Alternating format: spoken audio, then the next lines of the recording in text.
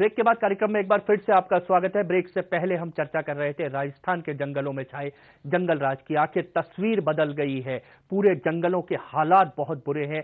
जंगलों में अवैध कटाई हो रही है, जानवरों के शिकार हो रहे हैं, लेकिन सरकार के कान पर शायद जूं तक नहीं रेंग रही है। आखिर क्यों है ये स्थिति, एक बार हम आपको फिर से दिखाएंगे कि आखिर राजस्थान के जंगलों की स्थिति क्या है। पेश है एक विस्तृत रिपोर्ट।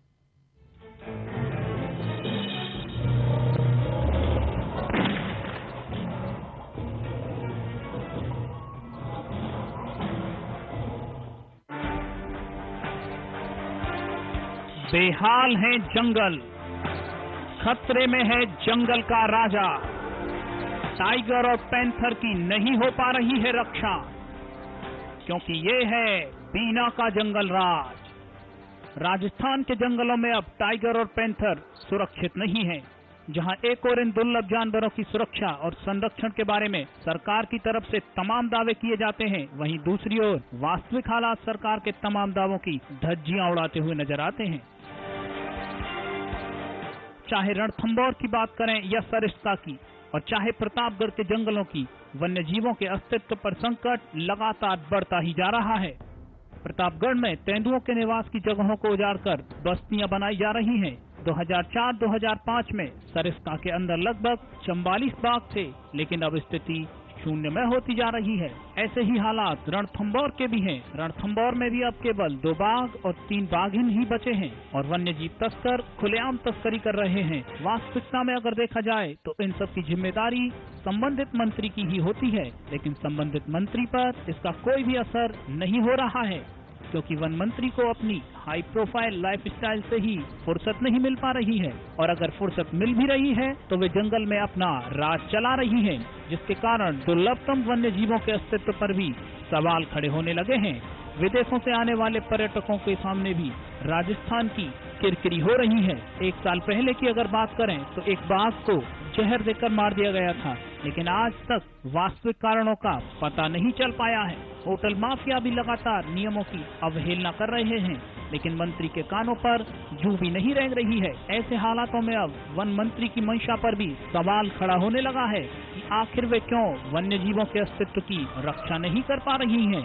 अब सवाल यह भी खड़ा होने लगा है कि क्या बेहाल होते जंगलों में वन मंत्री का जंगल राज चलता ही जाएगा या फिर उस पर लगाम भी लगेगी। Bureau report, HBC news. तो देखा आपने क्या स्थिति है राजस्थान के जंगलों की। कुल मिलाकर जंगल राज पूरी तरह से छाया हुआ है राजस्थान के जंगलों पर, लेकिन कहीं किसी के कान पर कोई जू नहीं रेंगती। हमारे साथ हैं प्रताप जी। प्रताप जी, जो स्थितियां है, एक और बड़ी चीज है अवैध कटाई की बात भी यहां पर है। राजस्थान के जंगलों की स्थिति है पूरी तरह से एक माफिया छाया हुआ है। सरकारें बार बार, चाहे बजट हो या और मौके हो, सरकारों की तरफ से घोषणाएं की जाती हैं कि वनपालों की नियुक्ति की जाएगी, वन रक्षकों की नियुक्ति की जाएगी, अब किसी भी बाघ को नहीं मरने दिया जाएगा, कहीं भी लकड़ी नहीं काटने दी जाएगी। आखिर ये घोषणाएं जब जमीनी स्तर पर उतरती हैं तो इतनी बेकार क्यों साबित होती हैं? देखो आशीष, तमाम तरह की घोषणाएं होती हैं, लेकिन राजधानी के आसपास के इलाकों में ही देख लें, हर हाईवे जब सुबह सुबह हाईवे से गुजरेंगे, सुबह 3-4 बजे जिस तरह से लड्डे लकड़ियां, हरी लकड़ियां भरकर लाते हुए शहर की ओर आते हुए नजर आएंगे, तो साफ तौर पे जाहिर है कि किस तरह से हरी लकड़ियों को काटा जा रहा है, किस तरह से जंगलों को तेजी से खत्म किया जा रहा है, किस तरह से जो प्रतिबंधित वृक्ष हैं, खेजड़ी, दूसरे पीपल और नीम जैसे दूसरे जो ऐसे वृक्ष हैं जिनको काटना वर्जित है, उनको भी काट कर और लड्डों पे लाद कर लाया जाता है।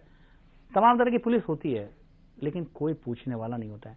आखिर में सवाल यही उठता है कि आखिर में इस तरह से जंगलों को सामने आंखों देखे दिन दहाड़े काट कर लड्डों पर लाकर राजधानी में बेच दिया जाता है, और विधानसभा में बैठकर और मंत्रालय में बैठ के मंत्री घोषणा करते रहते हैं कि राजस्थान का वन क्षेत्र बढ़ा जा रहा है, राजस्थान में वन सुरक्षित है, राजस्थान हरियाला होता जा रहा है। ऐसे तमाम घोषणाएं होती रहती हैं।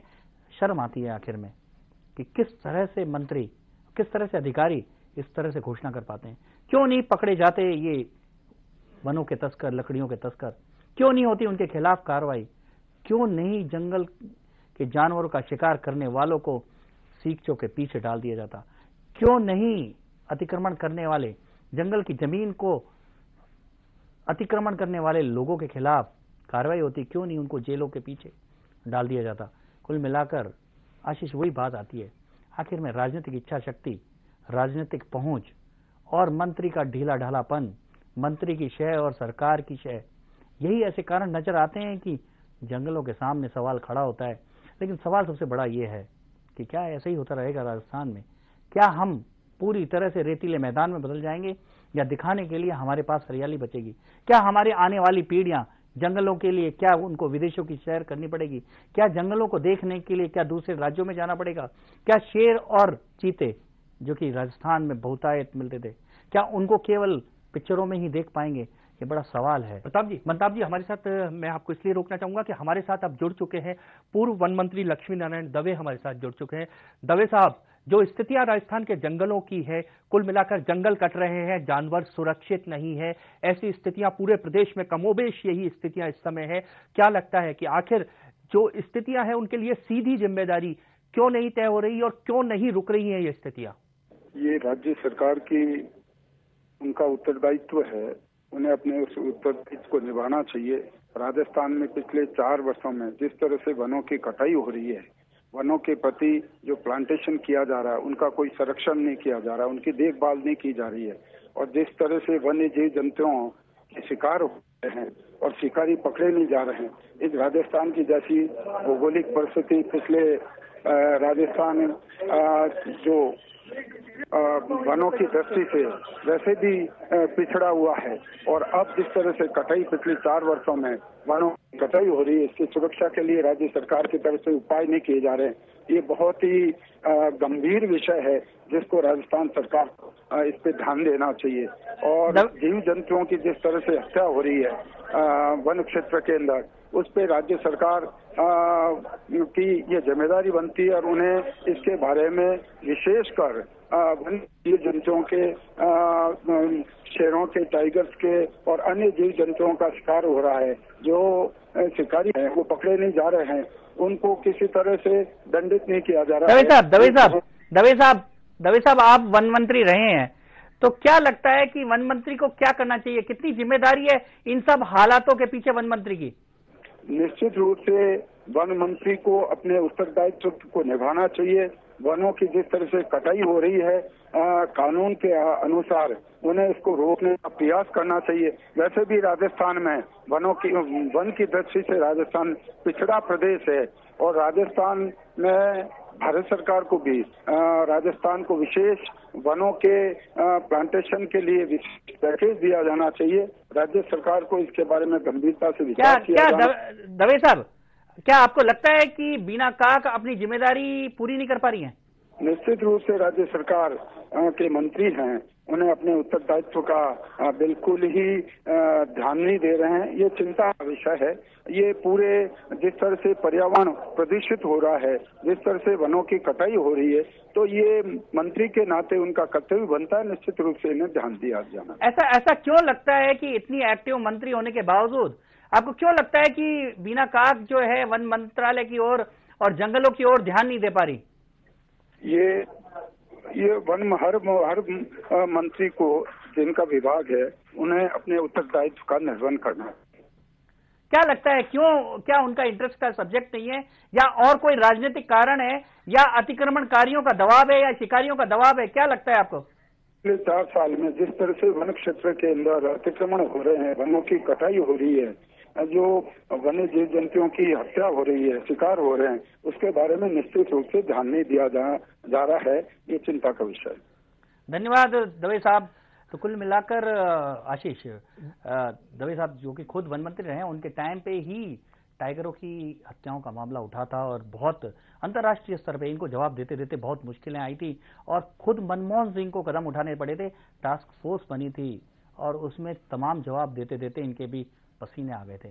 और ये खुद कह रहे हैं, क्योंकि जिस जिम्मेदारी के साथ इन्हें कार्रवाई करनी पड़ी थी, कुल मिलाकर ये भी मानते हैं कि वन विभाग, वन मंत्री पूरी तरह से जिम्मेदार है। हम भी मानते हैं कि जिम्मेदारी आखिर में किसी की तो होगी, जनता के ऊपर छोड़ नहीं दिया जा सकता। पर प्रताप जी, मुझे लगता है कि शायद एक सवाल विषय और बहुत महत्वपूर्ण होता है कि राजस्थान की जो हम बात कर रहे हैं, सरकारें चाहे पूरी तरह से नाकाम रही हो, पूरी तरह से नाकाम रही भी है, ये इसके आंकड़े भी गवाह है, पूरी तरह से सरकार इन सब चीजों को रोकने में नाकामयाब रही है। लेकिन एक बड़ी बात है कि हमारे इस प्रदेश की जो सामाजिक व्यवस्था है, जो जुड़े हुए समाज हैं, वो कहीं ना कहीं आज भी अपने आप को इन जंगलों से, इन जानवरों से जुड़ाव महसूस करते हैं, और उनके कारण आज तक सरकारों को अगर छोड़ दें तो सिर्फ उनके कारण बहुत सारा हिस्सा हमने आज भी बचाकर रख रखा है। बिल्कुल आशीष, रणथंभौर के आसपास की बात करें तो जब रणथंभौर के उस जंगल में अंदर गांव थे तब टाइगर ज्यादा सेफ थे, तब उनकी जो सुरक्षा ज्यादा थी। वो खुद गांव के लोग जंगल के जानवरों को अपने सीने से लगाकर उनकी सुरक्षा करते थे। कोई भी शिकारी अंदर घुसकर इन जानवरों का शिकार नहीं कर पाता था। लेकिन पूरी तरह से षड्यंत्र करके सरकारों और मंत्रियों और अधिकारियों ने जिस तरह से जंगल के इन लोगों को बाहर निकाल दिया और पूरी तरह से जंगल राज कायम कर दिया अपना, और पूरी तरह से अतिक्रमणकारियों को, शिकारियों को जिस तरह से खुली छूट दे दी, उसके बाद ही अब जानवर कम होते जा रहे हैं, जंगल सिमटते जा रहे हैं और जन अभी भी उपेक्षा का शिकार हो रहा है। कुल मिलाकर इसकी जिम्मेदारी सरकार की बनती है आशीष। तो सरकारों ने कहीं ना कहीं ध्यान नहीं दिया है इन जंगलों पर, इन जानवरों पर। स्थितियां जो बनी है वो आज उन्हीं के कारण बनी है, कानों पर जूं तक नहीं रेंगती है। प्रताप जी, एक और बहुत महत्वपूर्ण सवाल कि जंगल में जब भी कोई वारदात होती है, किसी जानवर का शिकार किया जाता है, अवैध लकड़ियों की कटाई होती है, अतिक्रमण होते हैं, तो सीधे तौर पर पूरी एक व्यवस्था उस मामले को दबाने में लगती है। जैसे ही कहीं से शिकार की सूचना आती है, सीधे आप फोन करिए, एक पत्रकार होने के नाते, तो सीधा एक जवाब मिलता है कि स्वाभाविक मौत थी उस जानवर की या अवैध कटाई नहीं हुई है। पूरी एक व्यवस्था एक तरह से डेवलप हो गई है उस कमजोरी पर, उस नाकामी पर पर्दा डालने की। प्रताप जी। हाँ आशीष, बिल्कुल। जब कोई जानवर का शिकार होता है तो सीधे सीधे कह दिया जाता है कि स्वाभाविक मौत थी। अगर ये नहीं कहा जाए तो कह दिया जाता है कि किसी पारधी गिरोह ने, किसी वनवासी ने उसको मार दिया।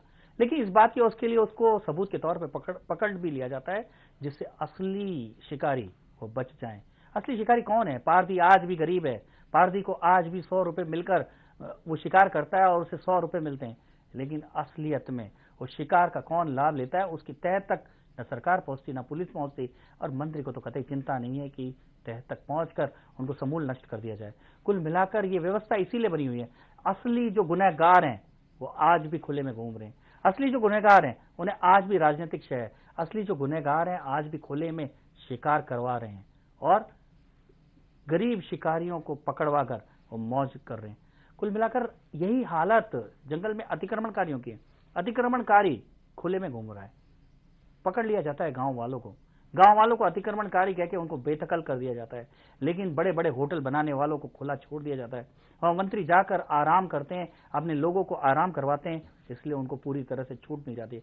कुल मिलाकर मंत्रियों की ढिलाई, विभाग की लापरवाही और भ्रष्टाचार, इसने पूरी तरह से जंगल में जंगल राज कायम कर दिया है।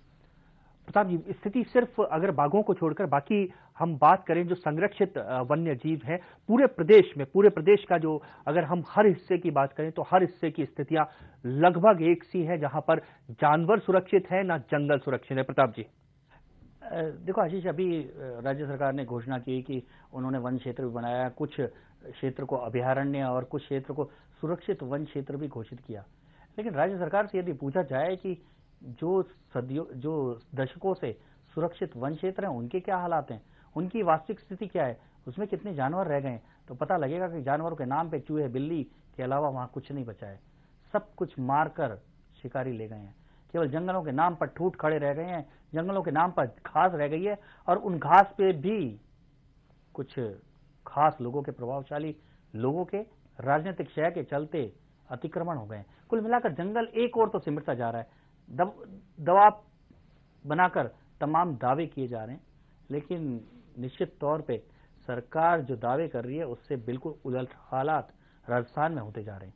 और प्रताप जी, एक और बड़ी चीज की रणथंभौर जो स्थिति है, वहां पर रणथंभौर में जब बाघों की गणना होती है, गणना में 1.5-2 साल तक एक बाघ गायब रहता है, अचानक वो कैमरे में आता है और उसके बाद में वहां के लोगों को, वहां के जो अधिकारी हैं उनको होश आता है कि ये बाघ जो है वो गणना में छूट गया। स्थितियां कुल मिलाकर ये है आशीष, ये एक पोल खोलने के लिए काफी है।